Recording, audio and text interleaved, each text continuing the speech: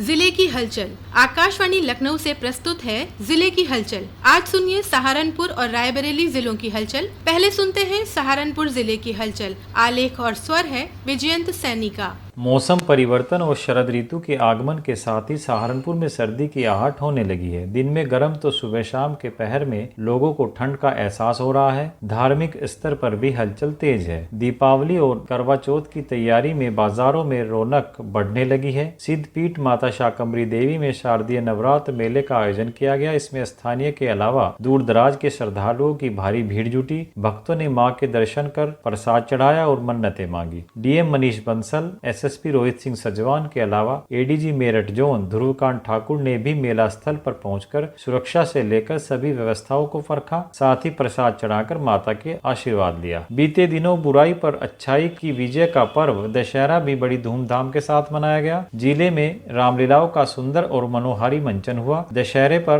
अहंकारी रावण, कुंभकर्ण और मेघनाथ के पुतले जलाए गए। जिलाधिकारी के निर्देशन में अंतर्राष्ट्रीय बालिका दिवस के अवसर पर कलेक्ट्रेट स्थित नवीन सभागार में बेटी बचाओ बेटी पढ़ाओ योजना अंतर्गत कार्यक्रम आयोजित किया गया। इसका शुभारंभ राज्य मंत्री जसवंत सैनी, सांसद इमरान मसूद, विधायक राजीव गुंबर, राज्य महिला आयोग सदस्य सपना कश्यप, सीडीओ सुमित राजेश महाजन और जिला प्रोबेशन अधिकारी अभिषेक कुमार पांडे ने संयुक्त रूप से दीप प्रज्वलित कर किया। कार्यक्रम में यूपी बोर्ड कक्षा 10 की 10 टॉपर बालिकाओं को 5,000 रुपए प्रति बालिका एवं कक्षा 12 की 10 टॉपर बालिकाओं को 10,000 रुपए प्रति बालिका, कक्षा 5 से 6 में 100% उत्तीर्ण का लक्ष्य प्राप्त करने वाले जनपद के 10 प्राथमिक विद्यालयों तथा कक्षा 8 से 9 में 100% उत्तीर्ण का लक्ष्य प्राप्त करने वाले जनपद के 10 उच्च प्राथमिक विद्यालयों को 10-10 हजार रुपए की धनराशि प्रति विद्यालय और प्रशस्ति पत्र दिए गए। कक्षा 10 से 11 में 100% उत्तीर्ण का लक्ष्य प्राप्त करने वाले जनपद के 5 माध्यमिक विद्यालयों को 20,000 रुपए की धनराशि प्रति विद्यालय देकर उत्साहवर्धन किया गया। मुख्यमंत्री की महत्वाकांक्षी योजना सीएम ग्रिड के अंतर्गत सहारनपुर स्मार्ट सिटी में 29 करोड़ की लागत से स्मार्ट रोड का निर्माण कार्य दशहरा पर्व पर भूमि पूजन के साथ शुरू हुआ। सालासर धाम के आचार्य पंडित अभिषेक कृष्णनात्रे, महापौर डॉक्टर अजय कुमार, नगर विधायक राजीव गुंबर, नगर आयुक्त संजय चौहान व भाजपा महानगर अध्यक्ष पुनीत त्यागी द्वारा वेद और मंत्रोच्चार के साथ किया गया। लगभग 1.5 किलोमीटर लंबी यह स्मार्ट रोड कलेक्ट्रेट से आईएमए भवन एवं थाना सदर बाजार होते हुए दीवानी कचहरी तक बनेगी। इस संदर्भ में महापौर डॉक्टर अजय कुमार ने बताया,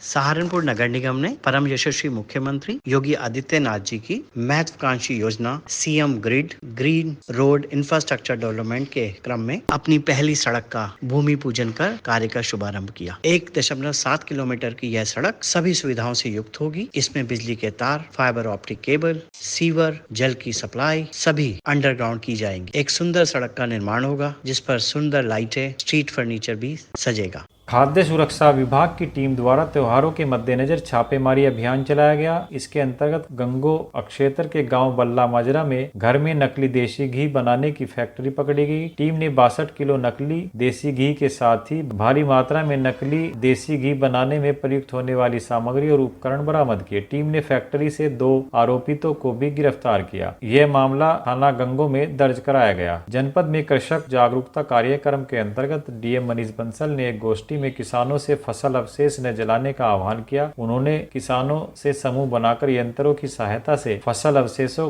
का प्रबंधन कर अपनी मिट्टी का जीवांश कार्बन बढ़ाकर मिट्टी की उर्वरता शक्ति बढ़ाने को प्रोत्साहित किया। डीएम ने कहा, फसल अवशेष जलाए जाने से वायु प्रदूषण होता है जिससे अनेक बीमारियां मनुष्य में फैलती हैं। उन्होंने कृषकों से भविष्य को सुरक्षित रखने हेतु फसल अवशेष न जलाने का आह्वान किया। इस दौरान उप कृषि निदेशक डॉक्टर राकेश कुमार ने बताया, जनपद में किसानों को फसल अवशेष या गन्ने की पत्तियों को जलाने से रोकने के लिए लगातार अपील की जा रही है। किसानों को खेत पर ही पराली के प्रबंधन हेतु जागरूक किया जा रहा है। अपील की जा रही है कि फसल अवशेष को जलाएं नहीं, जिससे कि प्रदूषण होने के साथ साथ मृदा की उर्वरता भी खराब होती है। किसानों को चेतावनी भी दी जा रही है कि यदि उनके द्वारा फसल अवशेष जलाए गए तो उनके विरुद्ध कानूनी कार्रवाई करते हुए जुर्माना लगाया जाएगा।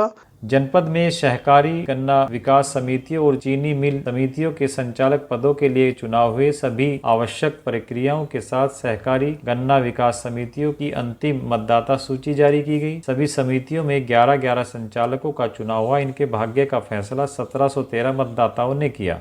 सहारनपुर जिले की हलचल के बाद आइए सुनते हैं रायबरेली जिले की हलचल। आलेख और स्वर है पंकज सिंह का।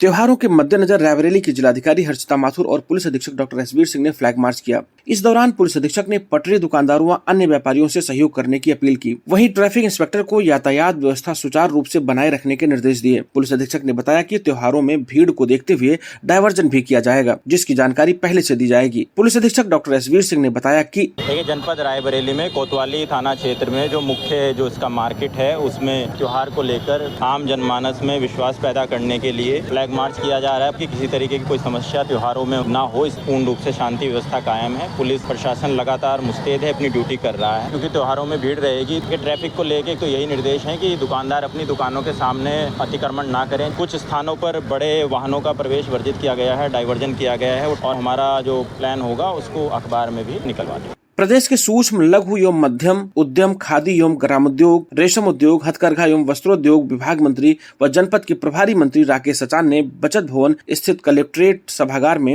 विकास कार्यों एवं कानून व्यवस्था की समीक्षा बैठक की। उन्होंने प्रधानमंत्री ग्रामीण आवास, मुख्यमंत्री ग्रामीण आवास व प्रधानमंत्री कृषि सम्मान निधि सहित अन्य जन कल्याणकारी योजनाओं की समीक्षा करते हुए निर्देश दिए कि ब्लॉक स्तर पर पात्र लाभार्थियों का रजिस्टर तैयार कराया जाए। जो भी लाभार्थी छूट गए हैं उन्हें योजना से शीघ्र जोड़ा जाए। लाभार्थियों के खाते में राशि स्थानांतरण समय से पूरा कराया जाए। उन्होंने गौशालाओं की भी समीक्षा की। मुख्यमंत्री सामूहिक विवाह योजना, जल विभाग को पाइपलाइन बिछाने को लेकर भी निर्देश दिए। चिकित्सा विभाग की समीक्षा करते हुए उन्होंने कहा कि आयुष्मान कार्ड अधिक से अधिक जारी किए जाएं, जिससे स्वास्थ्य सुविधाएं सुलभ हो सके। वहीं विद्युत विभाग को बिजली की निर्बाध आपूर्ति सुनिश्चित करने के निर्देश भी दिए। कानून व्यवस्था की समीक्षा करते हुए उन्होंने कहा कि अपराधों को रोकने के लिए समयबद्ध कार्रवाई सुनिश्चित कराई जाए। जिला चिकित्सालय में मिल रही शिकायतों पर मुख्य विकास अधिकारी अर्पित उपाध्याय द्वारा डेंगू, एईएस, जेई वार्ड का आकस्मिक निरीक्षण किया गया। निरीक्षण के दौरान उन्होंने डेंगू, एईएस, जेई वार्ड में मरीजों को दी जा रही सुविधाओं की जानकारी ली। उन्होंने संबंधित को सख्त निर्देश दिए कि जो भी चिकित्सक समय से मरीजों को नहीं देख रहे हैं उन पर कार्रवाई की जाए। वहीं कई अन्य अनियमितताओं को लेकर उन्होंने 2 के खिलाफ नियमानुसार कड़ी कार्रवाई के निर्देश दिए। स्वास्थ्य केंद्रों में भी डॉक्टरों द्वारा बाहर से दवाएं मंगाने संबंधी प्रकरण की समिति गठित कर जांच कराते हुए सुस्पष्ट आख्या मंतव्य सहित 1 सप्ताह में उपलब्ध कराने के निर्देश दिए। मंडलायुक्त लखनऊ डॉक्टर रोशन जैकब ने तहसील न्यायालयों के कार्यों की समीक्षा के संबंध में तहसील सदर में एसडीएम कोर्ट एवं तहसीलदार कोर्ट के न्यायिक कार्यों का निरीक्षण किया। इस दौरान उन्होंने खतौनी, डिजिटलीकरण, अंश निर्धारण, ई परवानों व बंधक भूमि का खतौनी पर अंकन, अविवादित वरासत, खसरा पड़ताल, खतौनी में त्रुटियों आदि का परीक्षण किया। मंडलायुक्त ने निर्देश देते हुए कहा कि लोगों की समस्याओं का शीघ्र निस्तारण कराया जाए, जिससे आईजीआरएस पोर्टल और संपूर्ण समाधान दिवस के अवसर पर शिकायतें कम से कम आए। इसके उपरांत मंडलायुक्त ने तहसील में भूले अभिलेखागार का भी निरीक्षण किया, जहां पर उन्होंने संरक्षित पत्रावलियों के रखरखाव, उनकी सुरक्षा संबंधित जानकारी ली। उन्होंने कहा कि परिसर की साफ सफाई और सुरक्षा का भी ध्यान रखा जाए। मंडलायुक्त ने राजकीय आश्रम पद्धति बालिका विद्यालय रैन बछरावा का निरीक्षण किया। उन्होंने यहाँ पर साफ सफाई, विद्युत, शौचालय, भोजनालय, मेस और सीसीटीवी कैमरों के संचालन की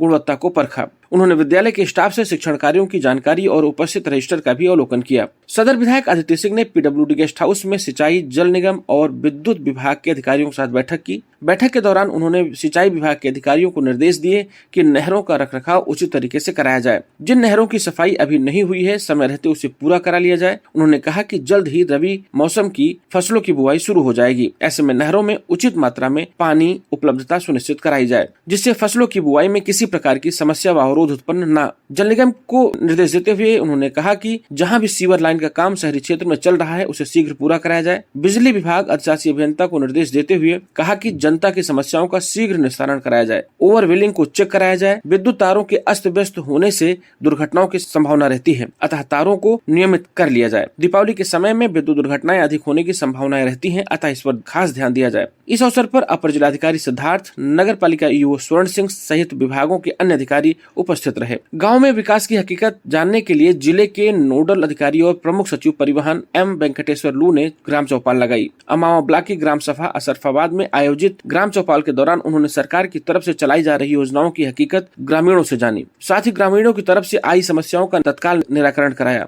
उत्तर प्रदेश सरकार की तरफ से चलाए जा रहे तहसील दिवस कार्यक्रम के बारे में भी लोगों को बताया। ये था आकाशवाणी लखनऊ के क्षेत्रीय समाचार एकांश द्वारा प्रस्तुत जिले की हलचल का आज का अंक।